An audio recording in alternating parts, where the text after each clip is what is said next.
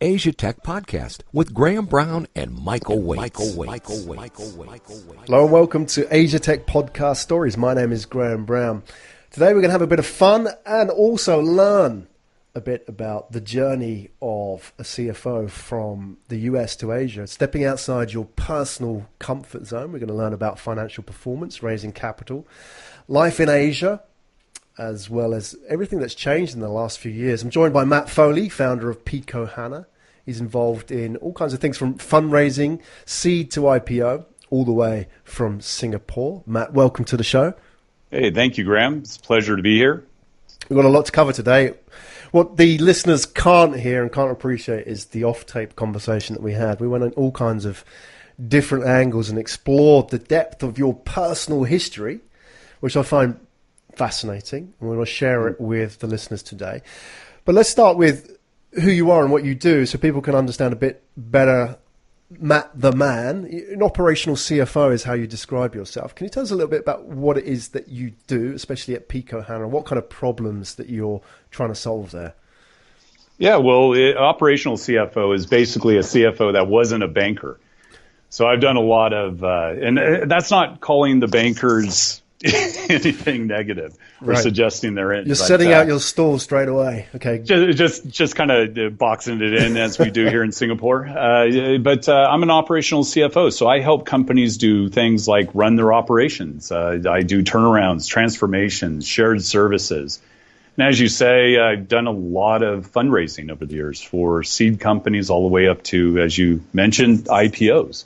So that's the main difference. It's really hands-on operational finance stuff, helping the company manage its finances, but also putting on a lot of different hats. I don't think most CFOs out there can just wear one hat and focus on producing the financial statements anymore. That's very obvious, right? If you're doing that, you're out of a job very soon, I assure you. But it's wearing a lot of different hats, and it's doing a lot of things in the organization to help drive productivity across the operations and ensuring a return for investors, and helping the company to scale, positioning it to take advantage of opportunities not only in the market, but also in the capital markets, whether it's raising financing on the private market or in the public markets. Mm-hmm. That's basically what I do. Excellent. And what kind of companies would that be for? Because from the offset, people may think, well, a small startup wouldn't need your kind of services, because they don't need a CFO. What's the reality there? What kind of companies are you working with at Pikohana? Well, Pikohana goes in and we basically take over the back office. We simplify, automate, and then run the back office for these companies. Our target company is anywhere from zero, or I shouldn't say zero, of course, but from 5 employees up to 50, up to $10 million in revenue. And we claim we're sector agnostic. We have companies who are in media, in tech, of course. We have family offices. We have private equity firms.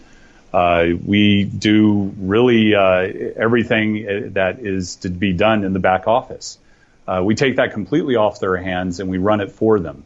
Part of that is this, what I refer to as ad hoc CFO advisory services. So a lot of our firms, a lot of our clients are, as you mentioned, startups, or they're at that stage of development where they're actually looking externally for investors, whether it's for funding, and in most cases that is the case, it's funding, but they're looking also for strategic partnerships.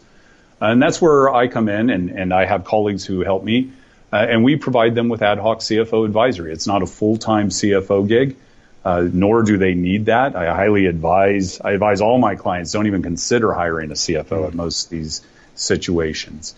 But it's enough CFO coverage that it gets them on the right track and it points them in the right direction. And that's what we do. We engage with our clients as a trusted advisor. Unlike a lot of these service providers, and I can get to my story around that in a minute, how we came to Pikohana. But a lot of these service providers don't know their clients. They don't engage with them on the basis of really helping their business and helping them scale. We go in and we get to know our clients. We know every one of them personally. We are advisors to the firm. In fact, we're trusted advisors to them. And they depend on us and come to us when needed. And in most situations, whether it has to do with the back office or otherwise, they usually come to us for advice or to find that resource that they need to address that gap in their operations or otherwise. So how would that be different, say, to the advice that an angel investor who sits as an advisor to that company would provide, and or a traditional accountant who may want to, expand their services beyond simply doing the books? And, they often, claim to provide those kind of services, don't they? But actually, at the end of the day, they just do the payroll and the books, right? So where do you sort of sit with all of that? Is something that these two parts of the equation aren't providing? You're doing something different here? Well, I think there's a couple things. So how we came to Pikohana is that we actually were looking at investing in a corporate services or a business services firm a few years ago. We were looking to either buy outright or make an investment that gave us a material interest in the firm. A business services firm, as you probably well know, is a really nice little cash flow if you can scale it. And these are repeating customers who pay their bills every month. And because you're providing the accounting services, usually you're getting your bill paid. So it's very timely payment and it's a very reliable cash flow. When we went out, we looked at over 100 companies between here and Hong Kong, trying to find an investee company or a company we could acquire. And what we found was that you have basically three tiers in the market, as we see it. The top tier are these large behemoths like TMF, Intertrust, Orangefield, large companies that provide these services. And you can go in there and basically they'll set you up anywhere in the world and you can manage it remotely, and they do that very well. But they don't really get into knowing your business or providing guidance on how you should manage certain risk or otherwise, right? They just don't become that trusted advisor. They don't know you or your business well enough, and they're expensive. And then you have these mid-tier firms here in Singapore and in Hong Kong that are quite large, but they're mostly focused on a specific geography, such as Singapore or Hong Kong, or Singapore and Malaysia.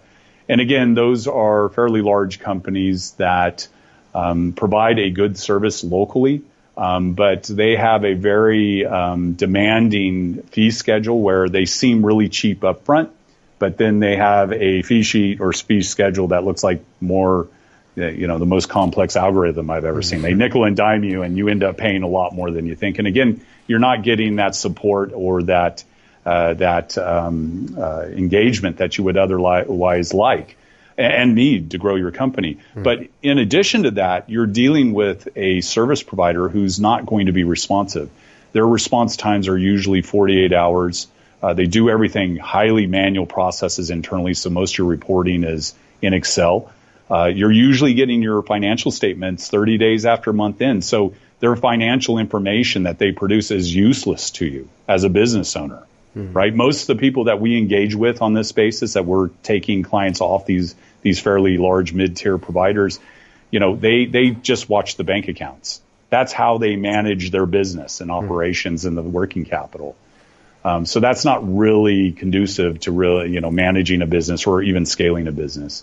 And then thirdly, you have these thousands, if not tens of thousands, mom and pops who are accountants who think they know customer service. And they're very difficult to deal with. Again, their fee schedules are very complex. They're very expensive at the end of the day. And again, you're getting very manual processes. You're not getting real-time information. Things aren't available. And again, your response times are very, very long, I guess you should say. So where we saw the gap is just this. We saw lack of service. We saw very complex fee arrangements. And we saw lack of engagement and advisory as part of the deal. And that's kind of how we became Pikohana. We started talking to clients, and before we knew it, they were like, yeah, please come in. And we came in, we basically deployed a platform that includes the best-of-breed cloud technologies. We integrate them and we run them. We process all the transactions, and we do it all for a flat monthly fee, which by the way, also includes ad hoc CFO advisory. So we have found that our clients in particular, obviously, are very, very happy with our service, and they find that our response times of 30 minutes or less and them getting their financial information on a real-time basis is hugely beneficial to running the company, right? we really see it as a viable solution and something that these companies are lacking severely. Yeah, it's amazing, isn't it? Especially when you look at startups and how, I choose my words carefully, how poorly they really, I mean, I speak for myself, having been in this situation, how poorly they are aware of their own cash position. And really, those startups live and die by cash flow. And even, as you say, like those 30-day delays in cash reporting, or just looking at the bank accounts, is not enough, for a startup, especially when you have payroll as well to meet, and et cetera, et cetera. So those situations right there, Graham, they're flying blind. I don't know. The other thing is that a lot of these founders and MDs of these development stage companies, it's mind numbing to watch them actually trying to run their own payroll because they're going to save a couple $100 a month, right? Yeah. That is not a good use of your time. If you're an MD or a founder of a startup, it makes no sense whatsoever. Yeah. And also just having access to the information, even though they have the information themselves, just to be able to put that all together is even harder sometimes. You may think it's simple just to look at the bank account, but, there's a lot of reconciliation. You don't know what's the actual situation. You don't know what's outstanding. And that's something that only gets worse as the startup grows, isn't it? And then most startup founders, I feel, are in a situation where their response is to bury their head in the sand. That's the only way of dealing with it. Somehow it will work out. Is the attitude that they have, right? Which is never the right attitude in these situations, is it? But what you're doing is you're going in and giving them a bit of discipline, I suppose, and giving them a system that they can work with. Yeah, it's a, well, first off, you're absolutely right about this. I don't have anything for the founder or MD or startup CEO who would rather spend their time doing that. And if you think that you're going to be able to raise funding with your back office or your financial information in disarray, that is a huge mistake. Investors will key in on that very, very quickly. So it's best to get your house in order to begin with. And it's surprisingly cheap. I mean, we go in and, again, a lot of this stuff is automated. We usually work very closely with startups and founders on negotiating fees, and we have a standard fee. And the reason I say that is because it's a lot cheaper than you might think, right? And it's completely unnecessary. And if you think about the time that you're going to waste, we've got to assume you're going to be successful as a startup founder. So if you think it's going to be a good use of your time on the back end to resolve all these problems, then I got nothing for that. Right. Just out of interest, you've sat with a number of different companies of different stripes, different sizes, all the way from the one-man bands up to the the large multinational corporations, and you've been involved in IPOs. So you've seen the whole gamut of different bosses, startup founders, investors, and so on.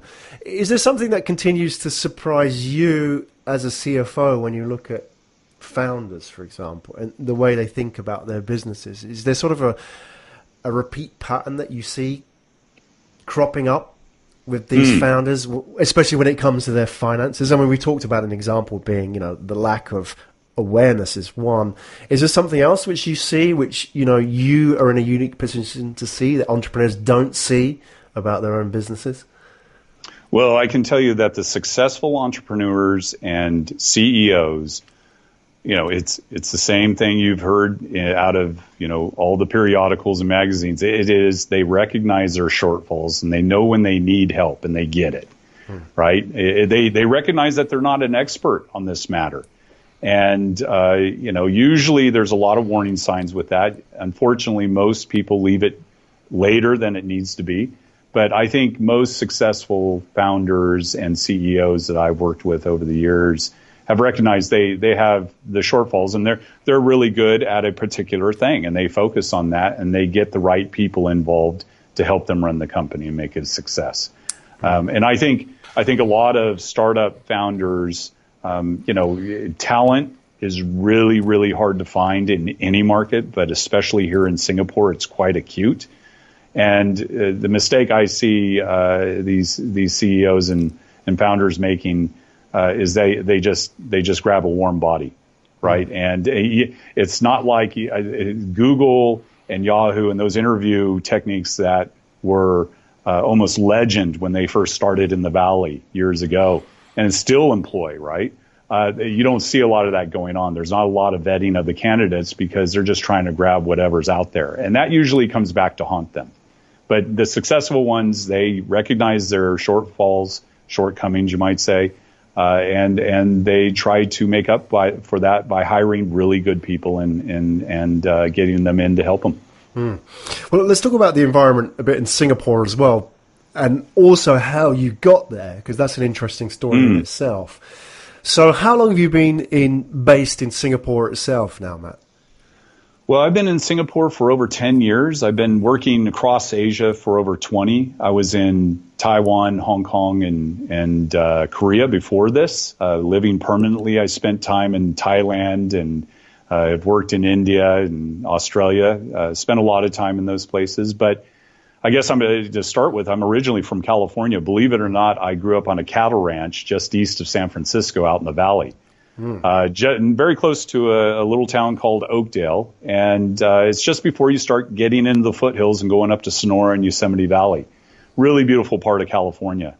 But like a lot of farm boys from that area, I had limited choices, you might say, and was looking for a bit of adventure. So I ended up enlisting in the U.S. Army and actually spent 4 years. And I think if I give a shout out to Praveen Vulu over at EV, and I'll come back to EV. I'd like to speak a little bit about EV as well. But I spent a bit of time in Germany. And then also with the 101st there in Kentucky. And then I ended up going to school there in California at the San Luis Obispo Polytechnic School.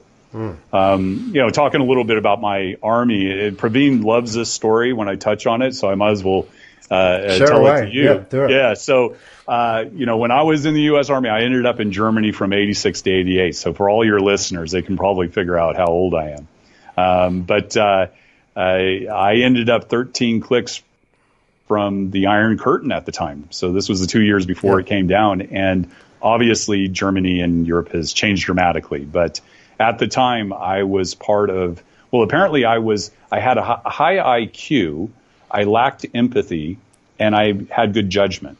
And that's why they chose me, and they put me on a special weapons team, which meant that I was responsible, or part of a team that was responsible for launching a tactical nuclear weapon if the Russians came across the wall. What was the bit that you were lacking in again?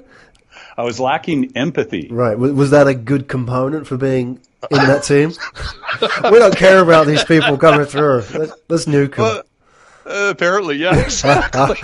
Will this guy press that? No, he doesn't give a shit. Go for it. Yeah, he does not give a shit. Put Foley on it. And we'll somehow work through this. But yeah, that was the team I was on. Wait. Let's back up a bit. That was a lot of information. What was this team again? It was called a Special Weapons Team, which our primary mission was to put what was known as a tactical nuclear weapon, which was a 200-pound howitzer projectile into an 8-inch howitzer, Army howitzer, and shoot it downrange about 30 kilometers and then head for the hills, basically. Cut and run. And what was the size of the warhead in that? The warhead had the same yield or output as the ones they dropped in Japan during World War II, so it was a big one. It was scary stuff that they even had the technology. This was back in 86, right? Yeah. Well, you'd be worried firing that thing, right? You'd be... the range wouldn't... Was it 30 km, you said? 30 kilometers, but I don't think... you'd be dead, right? Right. Or a really bad case of cancer or something. I don't know. But... it was not a. Fortunately, obviously, it never happened. But they were armed to do that, and they intended to do that because at the time, and this is NATO I'm talking about. We were part of a NATO unit, but at the time, the Russians had something like 10 tanks to our 1 and 20 men to our 1 based on the border, and they just felt they were going to be overrun and didn't have the means to defend. They would have to use that. So. Yeah. It's pretty scary. And when you start looking at, that was 30 years ago, right? The technology must have advanced. So the nuclear threat today, I think, is very real. And it's a concern, right? Well, especially today and with the current climate. And what's fascinating about that story is the time at which you were based in Berlin. So you were there until 88, you said, right? Which was more or less a year before was it November 89 the wall fell? Was it November 90? I can't remember. Right, November. It was 89, you're correct, yeah. November 89 when the wall fell. So you were were you there at the time when Reagan came across and said, tear this wall down? Was that about that time? I can't remember my exact... I actually got redeployed to the 101st Airborne just before that. So I believe he came after that in March or something like that. But I redeployed, I believe, in August or September of 88. So it was basically the year before. Right. Well, it's a fascinating time of change, isn't it? And it's something which, if you haven't lived through, I don't think, the current generations, especially young people growing up today, really appreciate what happened at that time, especially when the wall fell. And everybody talked You're about... making me feel really old. Well, Graham. I was there. I remember it on TV as well. So, and I wasn't, how old was I then? In 89, I was 17. I remember seeing that fall, that on TV. We're not far apart, man. Well, there you go. So I can speak with authority. This is for old guys speaking, right? But there you go. But that was a moment of history. And I think that's really fascinating, is that it was a time of great change. People talked about, there's that article, The End of History, and all that thing that came out at that time. And what's interesting about your story is there is a lot of change as well. You were there in Germany at a time of great change, and then you moved back to the States, and then you consciously left. There's two things that I want to, challenge you on, and I want to see what you think about this. Is you consciously left the US to move to Asia in the 90s. I know the US is not what it is today back in the 90s, and it was just coming out of a recession there. But it was sort of, when you moved to Asia in the mid-90s, things were picking up in the US, and we had the dot-com movement forming, right? 95, 96, 97, Windows 97 coming out. So it was a great time to be in tech back then. And then also, throwing into that, there's a personal story about you used to be a great golfer. You were an 8 handicap golfer, I think, and then you decided to quit golf to take up surfing, right? Yeah. Because you wanted to challenge yourself and, I guess, step outside your comfort zone. So I'm curious about this theme in your life, Matt, that you have moved from a comfortable area in the world to something that was a challenge. Asia in the mid-90s was not a place of great growth, right, as it is today. And you also gave up golf for surfing. So is this something you're conscious of, challenging yourself and stepping outside your comfort zone? I'm curious to hear how you see it. Yeah, well, I appreciate you bringing that up, because I think it's kind of an interesting story how I came to Asia. Back in 95, I was working with Coopers and Lybrand. I had just gotten my CPA certification, or did I? I can't remember the exact timing of that. But it was 95 with Coopers, and a lot of my clients at the time were venture capitalists. And I was a senior on the audit up at a firm called Walden, which is a well-known firm out here in Asia. Walden has changed dramatically over the years. This was back when they were just a firm right there in San Francisco, and they had ties to China, but they were focused primarily on the Valley. And there was this American Taiwanese guy, Bill Tai, who's really well known in the Valley, who came to me and says, "Hey, you interested in looking at this?" I was actually his auditor, and it showed me a plan where he thought there was an opportunity to bring the internet to Asia, because there was a big gap in the market that he had identified. IBM actually had developers in places like Taiwan, and in order to get the code back to the Valley, they had to put somebody on the plane with a floppy. Wow. Who would basically take it back to the Valley. In a briefcase. Yeah, in a briefcase. And it's like the movies. Probably with a handcuff, right? Yeah. And anyways, Bill said, I have an investment and people on the board at UUNet, which was the leading lease line provider of the internet to corporates in the United States at the time. They eventually got bought by WorldCom. And so he said, "Are you interested?" And literally, I was his first employee. And we raised $500,000 from UNet, and then got on a plane together and came out to Taiwan. And the reason it was Taiwan is because he had family there who knew the telecom. And his idea was he was going to go in and do deals with the telecoms and stitch together a network in Asia. And we actually did that. We grew that company from basically me and him up to 600 employees and an IPO on the NASDAQ market. Unfortunately, we brought in senior executives from AT&T who then you know where this is going, right? Proceeded, I won't name names, but proceeded to spend all our IPO money building data centers. And it was pretty shocking because I remember I hadn't been to Taiwan in a couple months, and I went there to see the data center.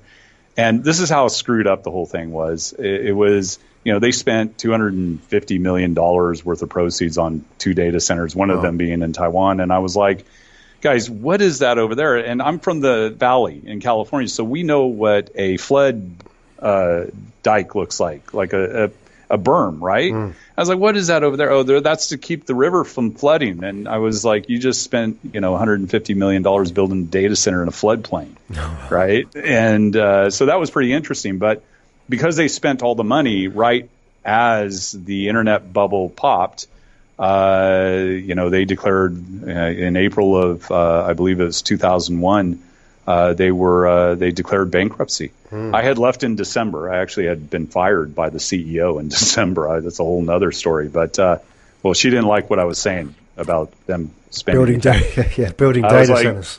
I was like, you're gonna bring the company down, basically. And sure enough, less than 6 months later, they did. You're right. Yeah. Well, so when you actually moved to Taiwan, you moved at a time. You said, you were effectively bringing the internet to Asia, but that was 96, right? That's kind of okay. So at that time, things were kicking off in the Valley, but you chose to go to Asia. I'm curious about that decision because I imagine the people around you, that would have been the natural path to pursue, to come out of maybe the corporates into the burgeoning startup scene, or at least the tech scene. It wasn't so much startup scene back in 96, right? But then you had people like Netscape emerging and so on. But you chose to go to Taiwan. I'm curious about that. Well, keep in mind, Graham, that during that time, I was traveling regularly back to the U.S. because the company was indeed a U.S. headquartered company. Right. And so I spent a lot of time in the Valley during those years up to basically 2000. I was based in Asia, but I was doing probably, if I remember correctly, about 1 trip per month and spending a week of time in the Valley with the team. So although I chose to move to Asia and be based in Asia, first Taiwan, then Hong Kong for a short time, then up to Korea, I actually spent a lot of time in the Valley. And I think the timing of that is when I really kind of moved out full throttle to Asia, because once the internet bubble burst, at the time it was kind of like, well, what opportunity is there? And there were other opportunities in Asia to pursue. Mm-hmm. And I did just that.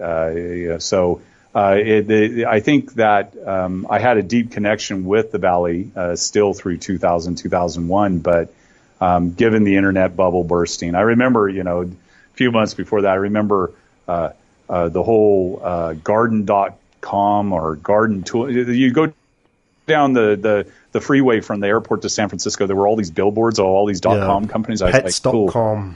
Yeah, Pets.com was one I remember. I mean, it was bizarre, right? Yeah. But shortly thereafter, it popped, and I think that's I think more out of seeking opportunity than anything else, and just kind of the sense of adventure and something different. I decided to basically stay in Asia. Yeah. And I benefited from that. I mean, Asia, as you well know, you've been out here for a long time as well. It's grown dramatically, and there's still huge opportunity in the region. Huge opportunity, sure. Even in the last 5 or 6 years. I'm curious about what it was actually like in Taiwan in '96, of all places. What you were responsible for helping build out the internet there. What was it like when you actually got there? What was the internet when you arrived in Taiwan? Because it was no backwater. It had an established semiconductor base at that time, right? But when you got there in '96, internet-wise, where were we? Yeah, I don't think that there was a whole lot of internet. It was just coming online, to be fair. But you're right. It was very difficult to do business there. Because you were dealing with a large incumbent monopoly government-owned telecoms. I think it was DGT was the telecom of the day, if it's not still. But dealing with those guys, it was like you go into a room and there's like 20 Taiwanese guys, right? And very government oriented. It was that kind of situation. And it was a very, very long process to negotiate anything with them. So it was a very challenging environment to get that done. And again, I think it's kind of the standard playbook in a lot of places out here, where as long as we were showing we were making investment in Taiwan, they were willing to work with us. Yeah. And I think that was one of the key decisions or key drivers of deciding to put a data center in there. But yeah, it was very government oriented, very the word escapes me, but bureaucratic, and not. Although they had a big semiconductor presence, you weren't dealing with a lot of tech savvy people, right? It was a lot of incumbent players within the government and maybe even the telecom itself. Yeah. But Taiwan has developed. I mean, we were there. They had just opened the Grand Hyatt, if that tells you how long ago that was. There was nothing around there for the most part. Interesting. Do you think that sort of speaks for Asia in general back in those days? Because you lived and worked in Taiwan, Hong Kong, South Korea, and now you're in Singapore. So you've seen all this change. When you describe Taiwan, away from the internet side, the technology side of things, but the attitude towards business, the attitude towards especially foreigners coming in and doing business there, have you seen a distinct change, a tangible change? Because, you're best positioned to be able to determine whether or not that has actually changed, seeing, maybe generations of business people in Asia sort of grow through. You've got the older generations who may be a bit more, top down in their approach towards business, but there's a sort of young generation coming through. What do you actually see? Obviously Taiwan and most of Asia now is opening up to business, have been open for business. They've taken in a lot of foreign direct investments. So as far as investing in country, that's fairly easy to do compared with 20, 30 years ago. I see a lot more foreigners, obviously. I mean, you never saw anybody from the West for the most part in places like Taiwan, right? So obviously that has changed dramatically. It's become very, very cosmopolitan in most of these countries. I mean, even when you go into places like Thailand is becoming a middle-class nation there in Bangkok. Yeah. It's changed dramatically, and it's interesting to see how that change impacts and influences business. But I think for the most part, it's almost a given that you can go into these countries and do business if you play by the rules. And of course, you're not causing problems with the government. I mean, that's just, you don't do that. But you basically play by their rules, and you'll be able to do business. And I think a lot of people are. I think cross-border the globalization of Asia is very real, and you see it on the ground here in Singapore especially. Yeah. There's a lot of foreign companies coming in here, a lot of high net worth individuals and families coming to Singapore. This is one of the primary destinations for money investment in Asia. Yeah, and talent as well is following it. Do you find that people from, the people that you've grown up with, if they were to come to Singapore, especially, or Asia in general, but particularly Singapore, will they be surprised by where we are now? Because there's a conception, isn't there, about America, especially California, being the bastion of free enterprise and being like where you need to go to start up your business. And there's still many reasons why you would do that, right? But the attitude towards business, especially when it comes to red tape, bureaucracy, access to capital. Now we're looking at Singapore. Do you think people are pleasantly surprised or shocked, or is it kind of like still nowhere near where we are in the US? Well, I mean, there's no doubt that Silicon Valley is the premier startup location and destination, right? That's where a lot of investors are. That's where a lot of companies who've grown up there are, obviously. But that's all changing. I mean, you don't have to be in Silicon Valley anymore. I think I listened to your podcast this past week, and I think your guest was highlighting Austin and Boston, and there's a lot of other destinations, including London and Europe itself. And I think Asia represents that as well as anybody, especially here in Singapore. There, it's kind of one of those situations where I look at it, and the government here and the investor community has been very, very successful creating this, what they call an ecosystem, right? There's incubators all over the place here in Singapore. In fact, I was talking to Unilever's incubator today. They've set up an incubator. I would have never guessed that Unilever has an incubator here in Singapore, but it makes a lot of sense, right? So there's been a lot of push by the government. There's been a lot of incentives through the grant schemes here to set up as a startup to get involved with these incubators, and it's really easy to do business here. You can set up a company very easily in Singapore. Getting an employment pass is another issue, right? But setting that aside, you can come in and pretty much set up a company and do business as long as you're, doing the right things as far as, filings and all that stuff, the compliance stuff. I think one of the challenges I see here in Singapore, though, is that this could be a little bit overbaked. One of the things I do that you may have seen on my LinkedIn is I'm a mentor and advisor over at the SMU Innovation or Institute of Innovation and Entrepreneurship. SMU, for your listeners, is a Singapore Management University, and it's one of the top universities here. It gets a lot of high marks by faculty, students, alum, and overseas as well. When they have this program, and I can tell you that the companies that come through there, it's interesting to me because I think the ratio in the Valley is 8 or 9 times out of 10, you should expect your startups to fail, right? 8 or 9 times out of 10, you're going to fail. But here, I would say it's probably based on what I see over there on the panels and in general in the incubators, it's quite a bit higher. And I think one of the drivers with that is that the government has been so generous with its grant scheme. Literally, if you're a business, an entrepreneur, you can set up a business here and you can get a grant from the government up to $150,000, I think it is. Now, that grant has to be spent in certain ways, only so much on marketing and things like that. But, I mean, that's a lot of money. And if you have an idea that is viable or not, you can use that money and survive for 2 years, right? Yeah. So I think there's a lot of that going on in the market here in Singapore, and a lot of these companies are going to start falling away, and then we'll see who can really compete in the market. My point is that the ecosystem they've built here is really good. I commend the government and the private investors and companies, international, multinationals, and otherwise, who have come in here and helped create that. But I think it's a bit frothy. And we'll see. Time will tell, how this can be adjusted, or if it will be adjusted. That's a very interesting point that you raise, isn't it? Because you would have thought that, access to capital, no matter how much access people have, was a good thing. But what you're saying is that too much access, especially coming from, sort of top-down approach to it from a government, may not necessarily, it will in time, it will balance out.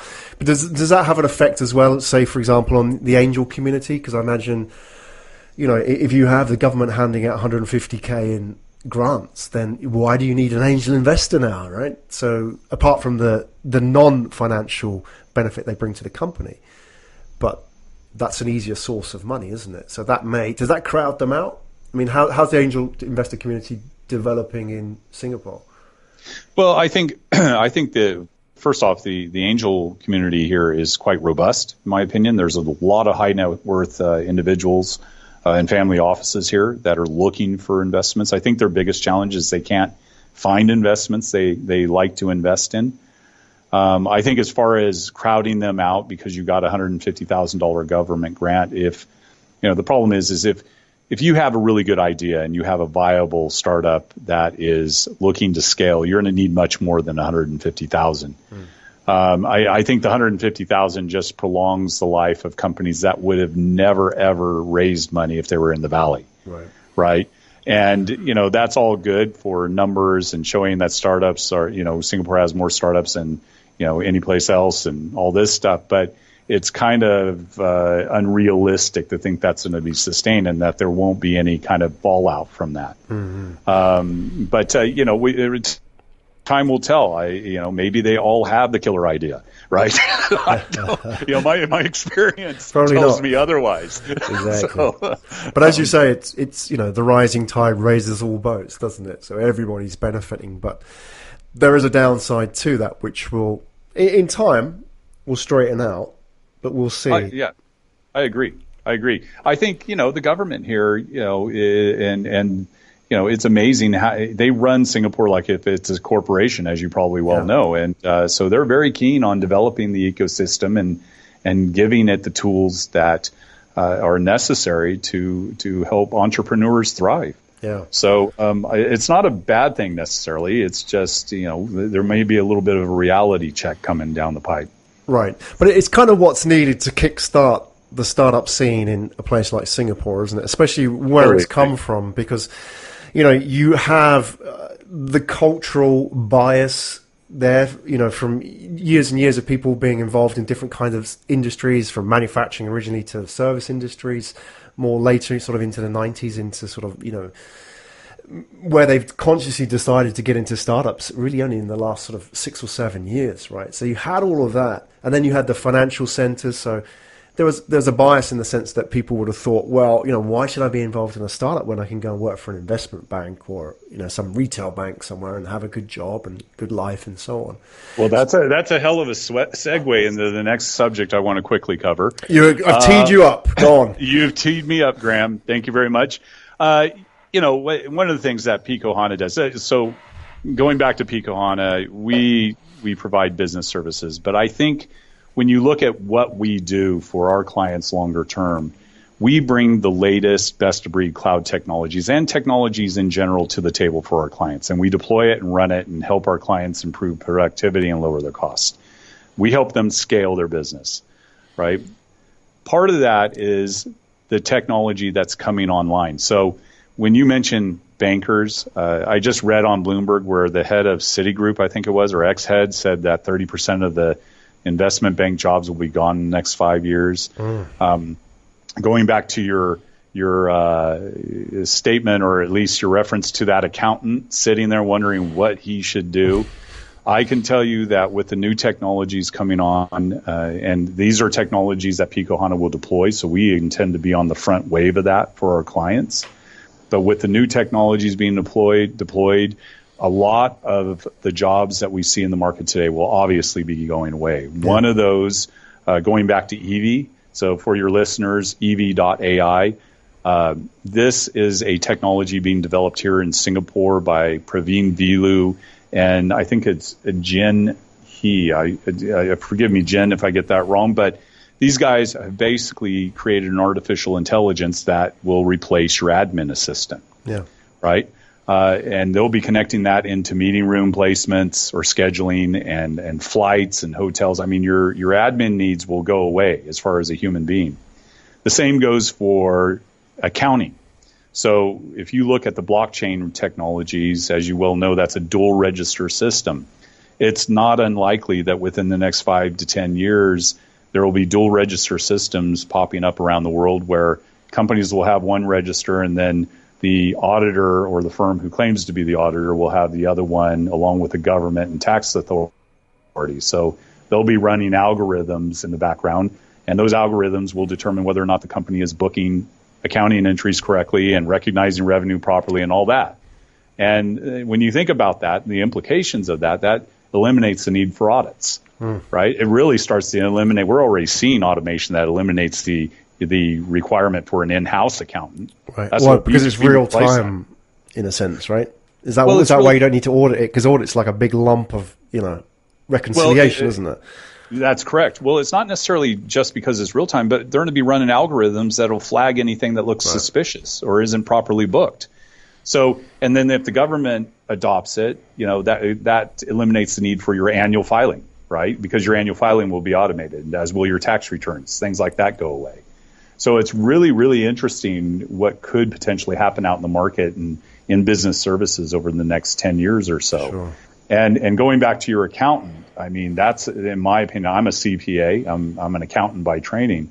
But I do think that your your occupation as an accountant will probably be gone within the next 10 years. And again, it's going to be driven by these technologies like EV and blockchain and companies like ours that are deploying these, where we really help a business scale, help these startups and SMEs scale, so they don't have to worry about all that nonsense in the back office, right? What's interesting is that's going to happen first in a place like Singapore, isn't it? I can imagine that the Singaporean government will be the first to adopt that kind of system compared to, let's say a Western government, because they have that legacy, they have that history of doing that, right? That they seem to be much more open to adopting technologies to make things run better, rather than protecting any kind of hedged interest or embedded interest, right? So you can see that shift, the future of accounting is going to happen in a place like Singapore. So that's going to be fascinating, because not only is it a place for a government who's open to adopting new ideas and trying new things and even, I guess, failing, but also it's now become a world-leading center for fintech, it seems. So that's going to be interesting for the next 10 years. Yeah, I agree with you. I think the Singapore government will be a key driver and supporter of all this technology development. Look, it's going to be really interesting because Singapore has made some bets over the years. So, they bet on finance, they bet on gambling and tourism. So they've made certain bets in the market, and they've been able to adjust as this technology starts to come online, and it really makes these kinds of employment opportunities somewhat redundant in the market here. So, and that's a big push by Singapore. You hear it all the time. You got to retrain. You got to learn to code. You got to improve yourself and be ready for the next shift. They're big on that here, and rightly so. Mark, before you go, we can't let you go without you really delivering on that story of the accountant. I know we've mentioned him a couple of times, but we did sort of bring him up off tape. So I want to kind of get you to nail your colours to the mast here and help this guy out. So there's an accountant somewhere in the world who maybe he's, CPA, or maybe he's thinking of becoming CPA, staring out the window, working for some telecoms, maybe in the finance department. Maybe he's in the southwest of the US. And everything that you said today is going to, I'm not going to give him answers, but going to put questions in his head, isn't it? It's going to be a question of what is the future of my business going to look like? My industry, I've trained for a skill which may not be in demand in 10 years, right? From what you're saying now. And, or, I'm in a market geographically which may not be the best one for me. When you look at somebody in that situation now, and there must be, it's not just one guy staring out the windows, it must be thousands of people with these kinds of skills, especially professionals. What kind of advice would you give them, given what you've been through yourself personally? What would you suggest would be, where they need to point in the right direction?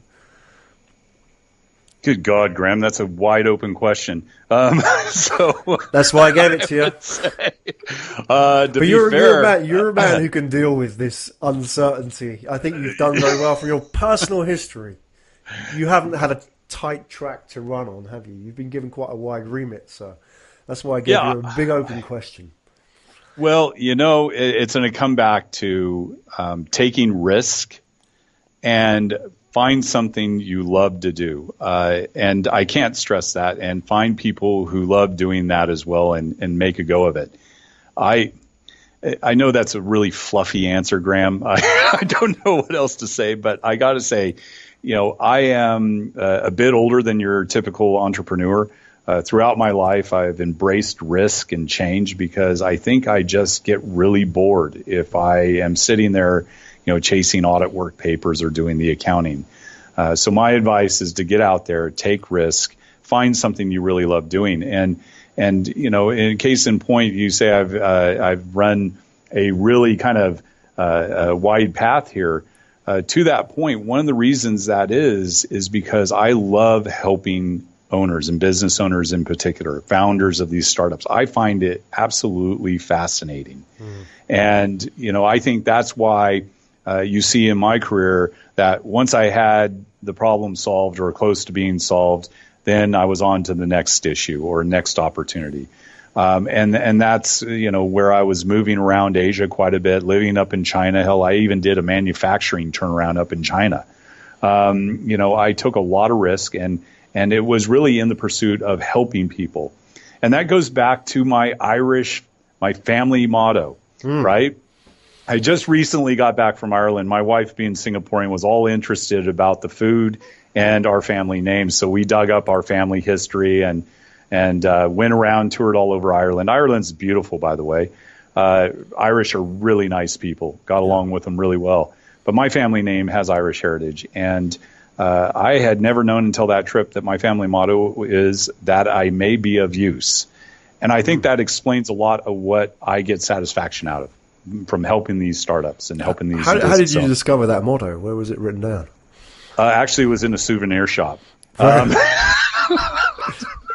had to did some digging afterwards. Yeah, I had to buy my own family motto. Buy your own family heritage back. Yeah, exactly. That's a great story. I mean, that says something about my roots and my bloodline, I guess, because that's the way I feel. I mean, I take a lot of risks to help these people, and it doesn't always work out. And I think that in order to be really successful, you got to take risks. And in fact, you probably need to fail. You need to find out how hard it can be, really. And, you move forward and take advantage, and you're better positioned to take advantage of those opportunities that present themselves. Yeah. That's Matt Foley, everybody. I think it's been a fascinating insight into your story. The founder, MD of Pikohana. Before you go, Matt, please share a link with us where we can find out more about you. Yeah, well, you can go to pikohana.com. That's Pikohana.com. Pikohana.com. Graham, it's been a pleasure. Yeah, no, the really pleasure's has. All mine. I really enjoyed it. I think your story is an inspiration as well, not just all those accountants staring out the window that we've mentioned a number of times today, but anybody that really, I think, your key message there about being of use is really, only made sense when you take a risk as well, because you have to challenge yourself and step outside your comfort zone.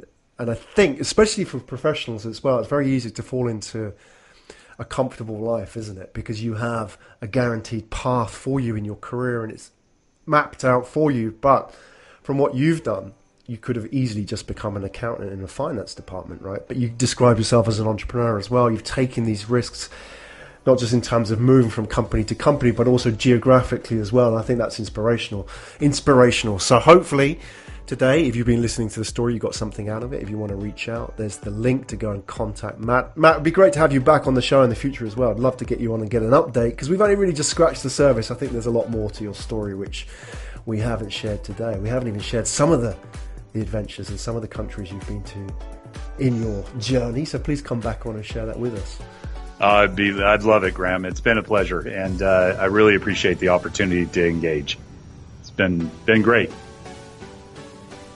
You've been listening to Asia Tech Podcast. Find out more at www.asiatechpodcast.com.